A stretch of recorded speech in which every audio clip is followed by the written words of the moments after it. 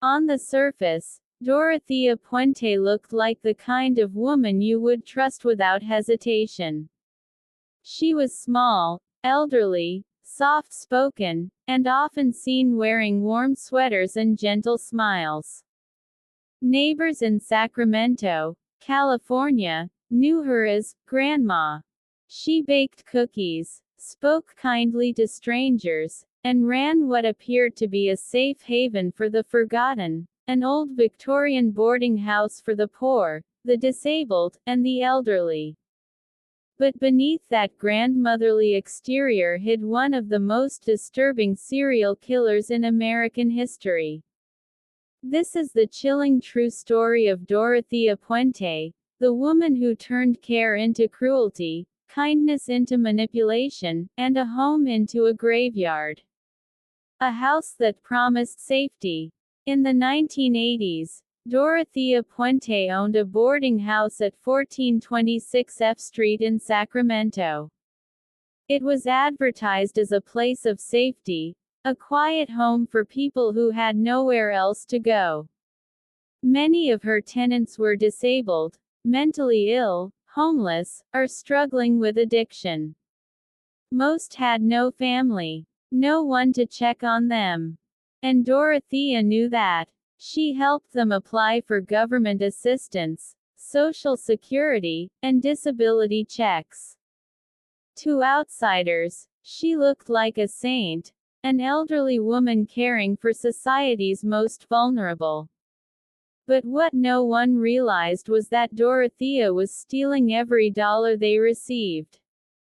And when a tenant became inconvenient, when they asked questions, when they threatened to leave, they disappeared. The vanishing tenants. Neighbors began noticing something strange. Tenants came and went frequently, but they never seemed to leave with luggage. Some vanished overnight. Dorothea always had an explanation. They moved to Los Angeles. They went back to family. They're in the hospital. Her calm voice made every lie sound believable.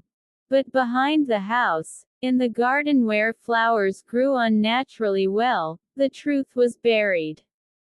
Literally. The woman behind the mask. Dorothea Puente was not new to crime. Long before the bodies were discovered, she had a history of fraud, forgery, and theft. She had been arrested multiple times, often using sympathy and illness to avoid serious punishment. She frequently faked medical conditions, heart attacks, paralysis, even cancer.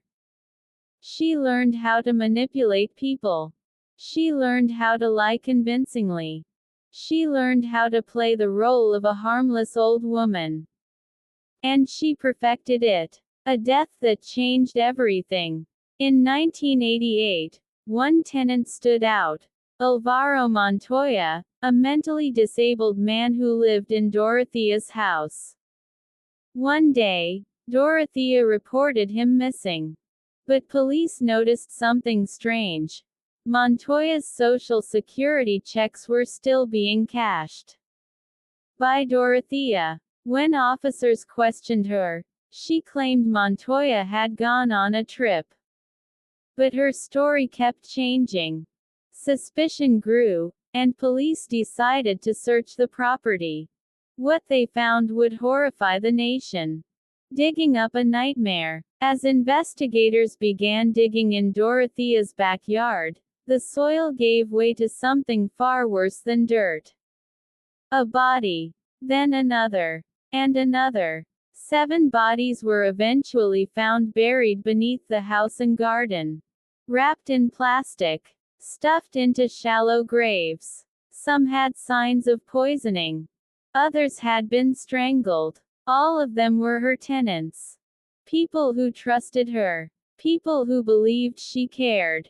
People who thought they were safe. The escape of a killer granny. When police went to arrest Dorothea Puente, something unbelievable happened. She disappeared. Just days before her arrest, Dorothea went out, to get coffee with a friend, and never returned. The woman who looked like a helpless grandmother vanished into thin air.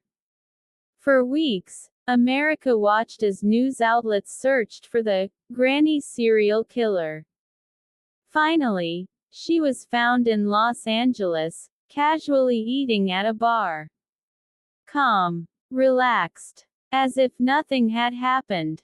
When arrested, she showed no emotion, no fear, no regret, no remorse. The trial that shocked the courtroom. Dorothea Puente's trial was a media sensation. The prosecution described her as a cold, calculating predator who targeted society's weakest members for profit. The defense tried to paint her as confused, elderly, and mentally unwell. But the evidence was overwhelming. Witnesses testified about missing tenants. Financial records proved stolen checks. Forensic experts confirmed murder. In 1993, Dorothea Puente was convicted of 3 counts of murder and sentenced to life in prison without parole. She never admitted guilt. Until her final days, she claimed innocence. A quiet end to a loud horror. Dorothea Puente died in prison in 2011, at the age of 82. She took her secrets with her. How many victims were there really? Were there more bodies never found? Did she feel guilt, or only regret at being caught?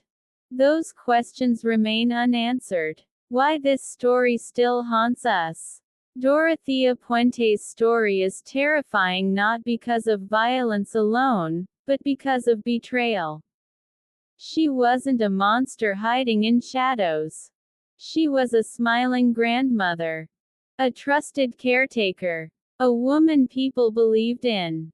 Her case reminds us that evil does not always look frightening. Sometimes, it looks kind. Sometimes, it offers help. Sometimes, it bakes cookies and asks how your day was. And sometimes, it buries you in the backyard. Final thought. If this story disturbed you, remember the victims, those who were forgotten in life and nearly erased in death. Their voices were silenced, but their story deserves to be told. Because the scariest monsters don't hide under the bed. They invite you inside their home.